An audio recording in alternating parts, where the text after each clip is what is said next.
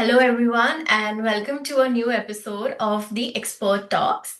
I'm your host, Kashish Tendulkar from CXO Experts, and I am delighted to be joined today by Mr. Chetan Mangalwedhe, who's the founder at TalentiFi, a company that is redefining talent acquisition through its human led AI assist approach to hiring. So, we'll be discussing the evolving talent landscape, the role of AI in recruitment, cross border hiring trends, and what the future of workforce transformation looks like. So, Mr. Chetan, thank you for joining us today. Thank you, Kashish. And, hello to everyone. Hello. So, let's start off with my first question to you, sir. So, TalentiFi-X positions itself as a human-led AI-assisted talent solutions company. So, could you please explain what this model means in practice and why you believe human judgment remains critical in a AI-driven hiring landscape? Okay, that's a great question to start with. And I have been in this industry for over 20 years.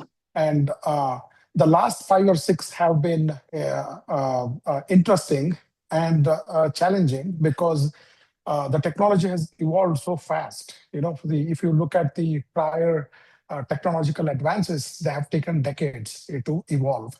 But with AI, that's not been the case. AI has evolved quite quickly, and then that made and a lot of promises were made. Like AI can replace human beings, reduce the costs, and so on and so forth.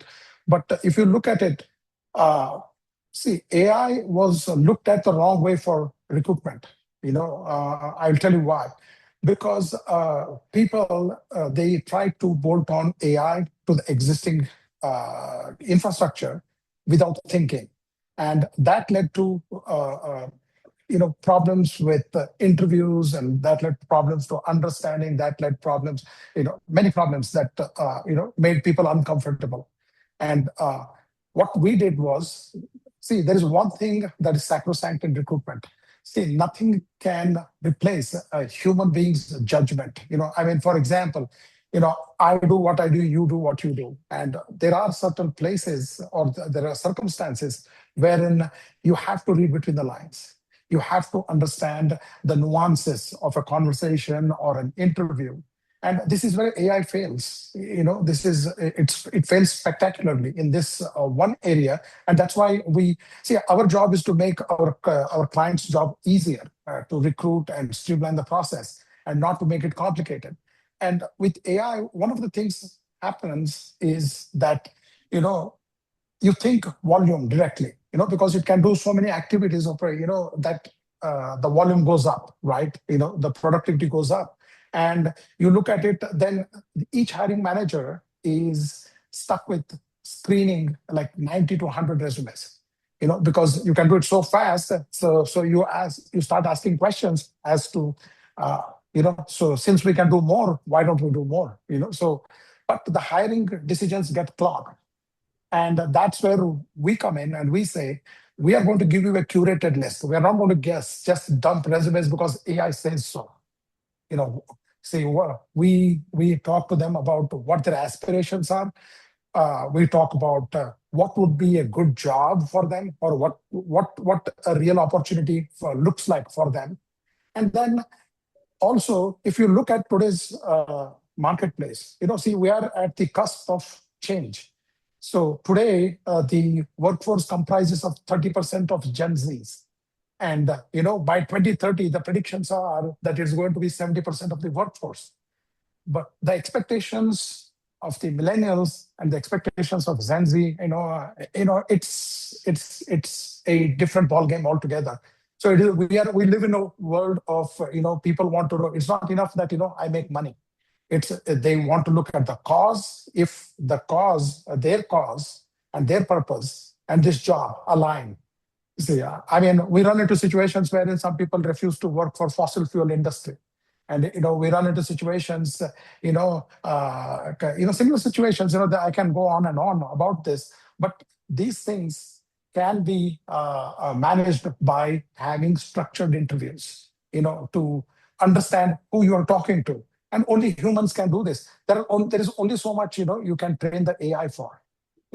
What will happen in the future? You know what? We'll have to wait and see. Because today, we are convinced this is the best approach, and I think AI is going to be just like a co-pilot, for recruiting and recruiters in talent acquisition to make the life easier in terms of sorting resumes, skill adjacency, mapping, and some of these things.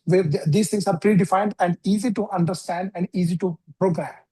But judgment, cultural fit, and other nuances, human related, is best left to humans. And I think humans has to be the ones that will make the final call. Great, very well said. You just mentioned everything in detail. In the past, I've also heard you say like AI is here to assist, not to replace. So it's very well put out. Exactly. So that Yeah. brings me to the next question. So many organizations struggle with lengthy hiring processes, so often losing strong candidates along the way as well. So, what are some of the common bottlenecks you see in recruitment, and how can companies overcome them? See, this is a great question to have an argument for AI. Okay, so we made an argument saying that humans are better. I mean, AI is necessary, but humans are better. But here is the question wherein we can say we can make a case for AI. See, why do we have lengthy hiring cycles? See, if you look at it, see, to start with, see, some of these requirements that the clients post out, uh, they usually are not, well thought out. See, the expectation is they will figure it out because a tech person sitting there tells you that I want so and so. But the person sitting on the other side of the table, the recruiting team, they are not as technical. So you have to, when see, one of the things I've learned is if any company that has had good success rate in hiring and good hit ratios, are the companies who are very methodical in their job descriptions. They create these job descriptions as if they are writing it for a child who doesn't understand anything.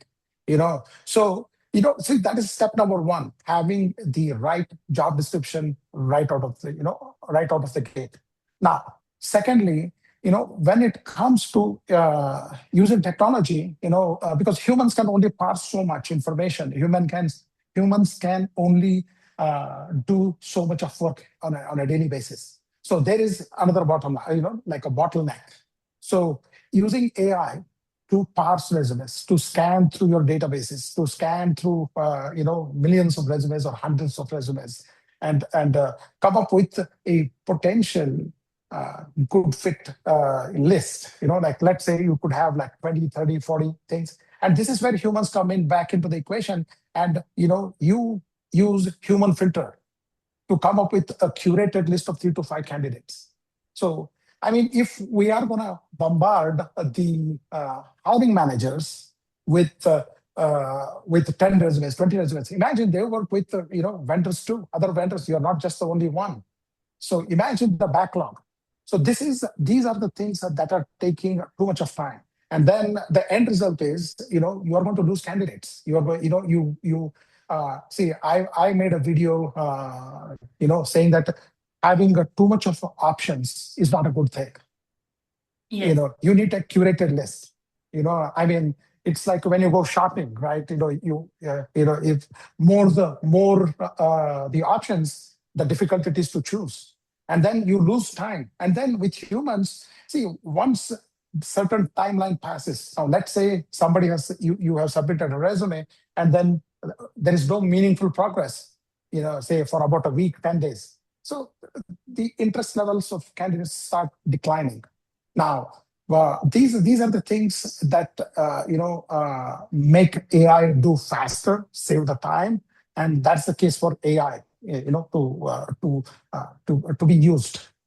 It's better to have four strong candidates than 20 you have to choose from, right? Oh yeah, yeah. I think I mean I hire for my own company. When the HR staff come to me and tell me that, what, do you want to see more? And then I tell them, hey, no, no, no, no, no. Let's see this first. Let's see what happens. And if there is if these things don't work out, then you start again. But you are not going to keep doing interviews and drag out the hiring process and lose good people in the along the way. So now we just spoke about the common bottlenecks. So let's talk about something which is something a common challenge everybody in hiring faces. So across industries, companies continue to struggle with the prolonged hiring cycles. So niche Right. talent shortages and the high cost of hiring mistakes as well. So what talent Right. acquisition challenges are you seeing most frequently today, particularly across technology, finance, and sales function? Right. See, if I'll if you look at the landscape, if you look at the availability of candidates, if you look at everything, see, I will break this down into two different buckets. Let's look at the US market and let's look at the India market. See, let's start with expectations, right? What is the expectation from a candidate's perspective when you are looking at in US? See, US is far more advanced in terms of being a developed economy and whatnot. So you play at a different level, and the expectations are different. From the clients and the candidates. Right. So in US, you look at candidates. They want to make sure that the purpose and their cause they all align. Is it going to be a hybrid situation? Now, can I balance? Can I have a work-life balance? If I choose to work here, and then we are in the era of super specialization. See, because the industry goes through cycles. You get, sometimes you look at the macro and sometimes you look at the micro. So today, see, I remember a time when the clients wanted everything in one person, like a project manager, so lead, everything all in one. And they should know SAP, they should know finance, they should be a chartered accountant, they should be a CPA, you name it. So that there was a time, and it worked well at that time, and we had people to do that. But today, we have moved from that, and we have come to a point wherein it is super specialization. I mean, they hire you to do one task. They don't expect you to do, because some of the legwork is being done by AI as a co-pilot. Okay. So now, if you look at that, now is the talent ready to use AI tools? Now you keep hearing about layoffs and you keep hearing about everything in the marketplace, but what we don't get to hear is this. The hiring is also happening equally. So people don't, people don't talk about the hiring part. Who are they hiring? If you look at it, they are hiring uh, fresh graduates who have mastered AI. How do you use AI? Those people are being hired, and who's been let go? The people who refuse to accept AI as a tool, or they just don't want to. They're disinterested. So those are the people who are being left behind. Now, if you look at India, there's a total different ballgame. It's a very dynamic in nature, and people are very competitive. If I have seen some of the best talent in India, tech talent in India, and I lately I have come to the realization with the onset, with the explosive growth of GCCs and everything, there is very good talent in finance and sales also available in India. you know and what is driving them is basically they want to know where this job will take them in the next 6 months, 1 year. Will it add value to them, or is it just a job that will assign them mundane tasks? So the cultural differences are there, and if success has to be achieved in terms of hiring and in terms of meeting hiring goals, you know the understanding these things is these dynamics is very, very important. And we have to stay grounded to understand what is changing. Are we in the macro cycle, or are we in the micro cycle? So, and there's too much to learn, for recruiting team. See what used to happen typically when I started. You'll be surprised to hear, to know this. When I started, it was just people were accepting and adapting to the Microsoft Office. And then I remember, few clients, they asked us, this was in US, by the way, they expected us to fax the resumes, and however, so we come from that word.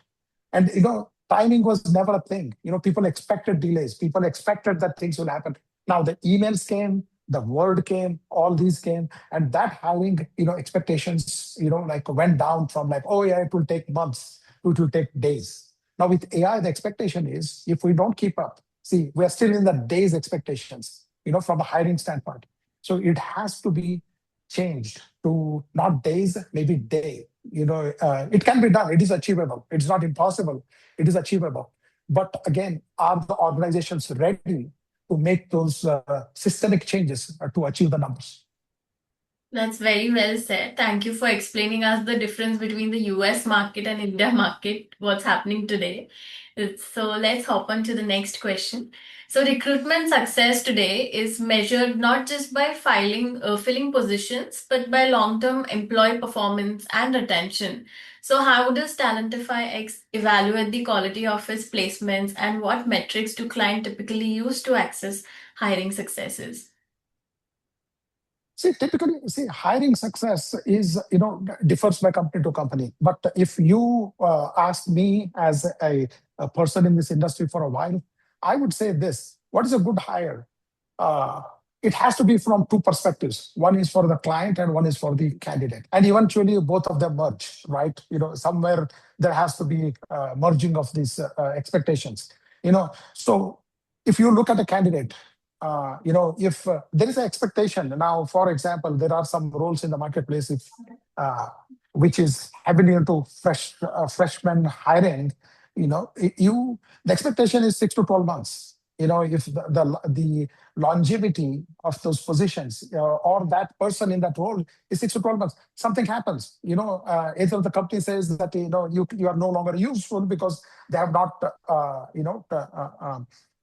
been more productive than the last year, because we live in a world where the targets keep going up and up with experience, because the pay goes up, the expectations goes up. And you know if you ask me as a industry, how far have we come in terms of expectations? I think previously, if you had a job, everything was about the job, right? Oh Right. God, thank God I got this job.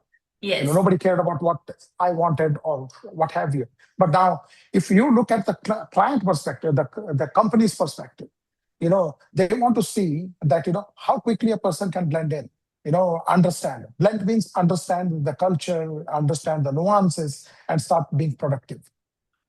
So again, these things depends on variety of things. I know of a customer, I won't name the customer, but they used to have so many learnings, of the systems and the enhancements they have done to the system. It used to take people who joined new about 6 months to just to get a hang of it. But I don't think that will work in the Was future. a So lot. yeah, it won't. So it is not good for the company. It's not good for the candidates. So if you so companies look at this, and then where is the merging point?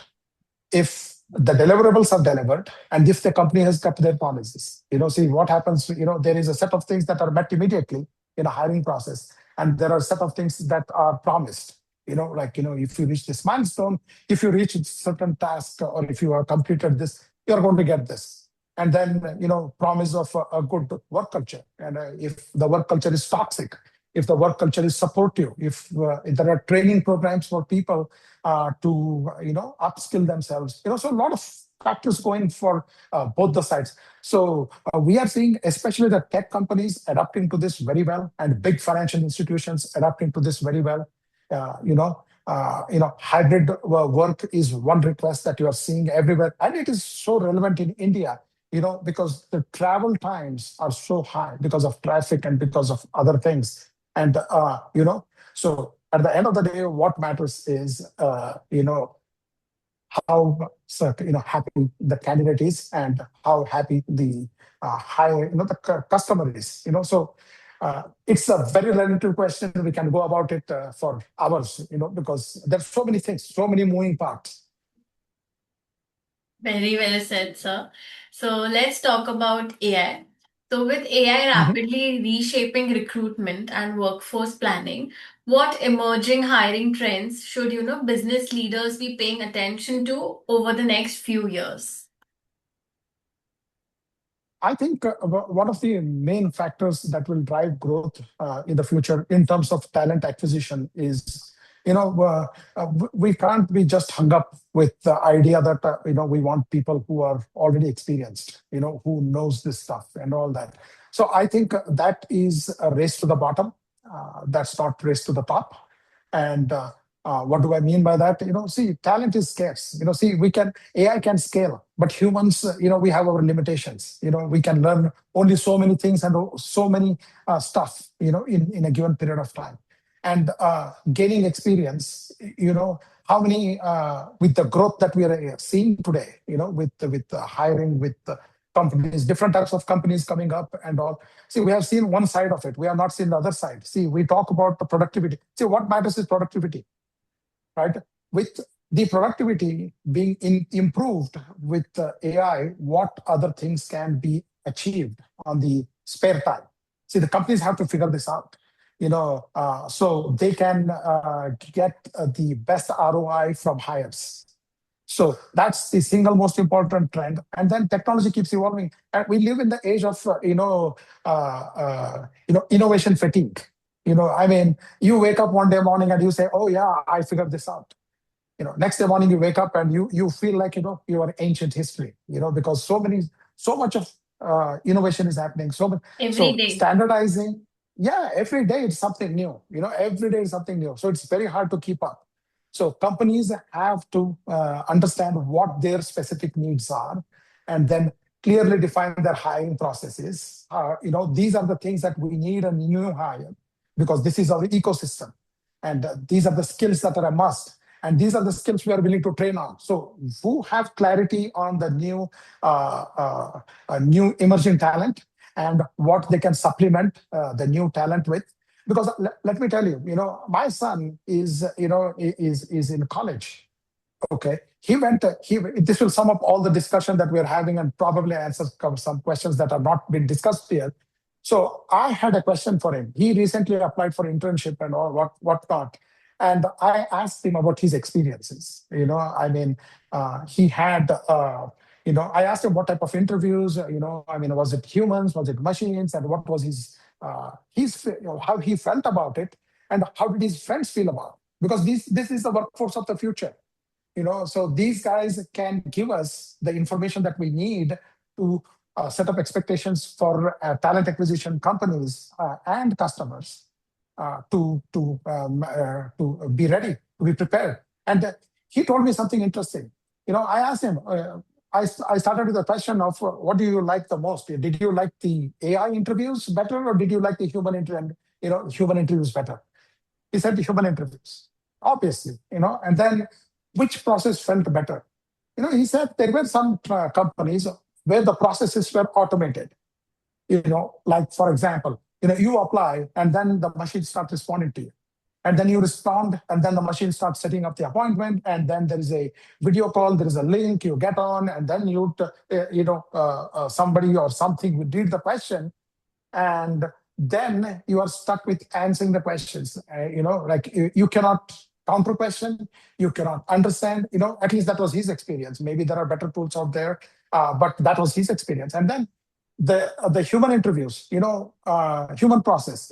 Thank you for applying. You know what? One of I will get back with you with a schedule for an interview or whatnot. And then that basically told me, then helped me, more convinced about our approach, human-led AI assisted. So this is coming from the workforce of the future. And I asked them, what about your friends? That they feel the same way. Now, I asked this question again, to be clear, would you reject the job just because it was totally AI assisted and not humans involved? Then his answer is something that caught my attention. Again, we are still humans. We are need based. We run on needs, right? So he said, if I don't get any other offer and only this offer, I'll accept it. Only from the AI process and everything, but I get offered from them versus some other company, where a human was there. Everything was great, but they don't offer you. You're stuck with one choice, so you take it. Under those circumstances, I'll take it. But if there is a competing offer from a human-led thing, even though it paid a little less, he said that because of the experience that I had and because of the importance that was given to me, I would choose that. So that tells you a lot, about where the future is heading. See, purpose. Nobody likes to talk to a machine all the time. You remember the IVR days? We had tough time. They couldn't understand accents. They couldn't understand some pronunciations and all that. It has come a long way. It has changed. Maybe AI will evolve, but I think people will still connect with people, because how can you? I have seen some crazy stuff, out there. Negotiations using AI. I mean, really, see, maybe the future generations who are exposed to this from their birth, maybe they can. You and me, who are used to a different world, I think it would be very hard for us to, imagine a world wherein everything is done by machines and we're just sitting ducks. That's when need takes over want. When your son Yeah, said that I if there's no option left, that's when I'll take it.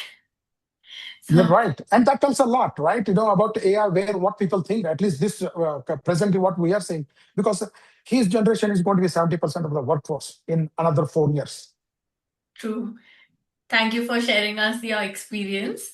So now you've been in this industry for a really long time. So based on your Mhm. research and market observations, what best practices can organizations adopt today to build a future-ready talent strategies while balancing technology, efficiency, and the human element? Right. So understand that everything that is happening is mostly done by humans. We still have to interact. We still have to do all of that. So have human-centric policies. What do I mean by that? Have a training in place. For people who have not seen AI but they are being exposed to AI. Have a training in place. And I think big corporations are doing it. Many of them, but not all of them. So it's easy to say that I'll get a ready-made product. Why would I just waste my time on this? So how do you build long-lasting relationships? By being considerate, by being understanding, by being empathetic. To you can't just expect people to who are used to years or decades of working in one way to immediately and adjust to something. Lead by example. Show them how it is done. Hire people who are new. Have a blend of both and give them timelines, give them training, and make sure that they understand. See, because you cannot run organizations based on just the freshers with AI skills either, because they will lack judgment. When like crunch times come, you need experience to say, hey, you know what? I know this. I got this. This is how you do it. You need a mix of both. You cannot have that. Have a training policy in place. Have a team which has senior experienced people and freshers, so they will benefit from one another. The energy that freshmen bring is amazing. I learn a lot from my kids basically. I learn a lot from them. Because they bring a different energy to the table, and they put you to do better. And that's what is a must. Going forward, you have to have a training. You have to have integration of old and the new, and have clear outcome requirements. What is the clear expectations? See, it is very easy to tell that, okay, do this, do this, do this. But at the end of the day, if the expectations are not clear, what are how do you say that this was successful? If those metrics are not clear, if they are not clearly defined, it will fail. So have clear expectations. Please communicate those expectations, and then integrate the old and the new, and have an excellent training program. Very well said, sir. The recruitment and staffing industry is highly competitive these days, with both traditional Yes. firms as well as AI-driven platforms. So, vying for the market share as well. So, how does Talentify-X differentiate itself in such a crowded landscape? See, it all boils down to processes. Okay. When you're small, now I'll go back to micro and macro again. So, big was better before. Now I say big is slow. So we are new, and then it is easy for us to adapt. We our hiring is based on future trends. We look at we pick niche areas. We are where we are absolutely certain that we are the best in the business. And when our curated list, when we provide, they will know the difference. See, training is very, very important. Again, it is important for us to, so we train our people in such a way. When do you say that AI role ends and where does human take over? And how do humans make decisions? And again, it depends on understanding your customer. Every customer's cultural requirements are different. So we spend a lot of time, and we also, what we do is very, very important. And many people don't do this, is we include a feedback loop. What is a feedback loop? It's two-sided. It is two ways. It's we ask, if something worked great, we ask questions about why do you think it was a success? Why do you not like call it a success, and what were the key elements of your success of that particular case? And then we train our team. And then sometimes you get job requirements that nobody can fulfill, and they remain open forever. And then how do you do that? How do you change that? So that's where we give the feedback to the customers, saying that you need to be more specific here. I think this is missing. Or we ask leading questions. We train our people to do this. And this much of training and this much of attention to details and is not possible by big organizations. Even if they start today, it will take them years to get to it, because there are layers of management. Okay, you have a manager of a manager of a manager, and here it's a flat system. I believe in Elon Musk's way of doing things, wherein you keep the organizational hierarchy flat. So trainings reach, and there is no ambiguity. You talk to one person in our organization and another, they all speak the same language. So there is no differences. People just don't do things, the way they want. Here is a structured approach where AI can be used, where humans have to intervene, and then how humans can intervene with depending on what clients are there, what requirements are there. See, when you look at hiring, if you look at very senior people, you have to deal with them differently. You can't be in a rush. You can't be in a hurry. Because they have earned it. They know what they're doing, and your approach with them will be different from approach with a freshman. If you take the approach, if you crisscross the approach, you're going to get a disaster. So the training is very, very important. So that's why we know that we're going to be successful, and keep thriving and growing. This is what we do. Great. Thank you so much, sir. As we've reached the end of our interview, I would like to ask you a one final question. So, as you look ahead, what is your vision for the future of talent acquisition, and how do you see Talentify-X contributing to the next phase of workforce transformation? Yep, that is a very, very important question. Is what is the future look like? What does the future look like? We are going to live in a micro world for a while. Specialization world, specialized world, highly specialized world for a while. What will the cycle look like? We'll have to wait and see. Because we are at the very beginning of the AI cycle. From application standpoint, how you apply to your businesses, we are at a very, very early stage. But the common theme can be open-minded. One size doesn't fit all, and and pay attention to who you're talking to. Know your target. It applies to customers, it applies to candidates. Who you're talking to. Are you talking to a senior guy? Are you talking to a junior guy? What type of a role it is, how, and then with the customers, what is their work culture? What is what the expectations are? What is the path to progress? So understanding all of these and doing this, whoever does a good job, good old-fashioned job, to because AI cannot be set up. You say, what is AI? If you look at it, AI is accumulation, of all our minds. It learns from us. So when we take the leadership, in how do we train the programs. By doing it, AI learns from us. It's not like AI is some skill that has been developed in vacuum. AI is developed with our thinking. Only thing is it has a bigger bandwidth than most of us. But everything has to be set by humans. If we understand this, if we keep this in mind, and if we stick to the basics, know your customer, know your candidates, know what your job responsibilities are, and just perform. Very simple. There is no need to fear about AI. There is no need. See, when calculators came, people thought that some of these people who could crunch numbers by just memorizing, their jobs didn't disappear. They were repurposed and reused, and they became more productive, and they started making more money than they did when the calculators were not there. What did client server do? What did you can, I see pictures of IBM mainframes, like 5 MB of RAM was a room full of hardware. So where are we now? I mean, we have come a long way. And then has anybody been left behind? Has world become better, or has the world become worse? I would say the world has become better. Wouldn't you agree with that?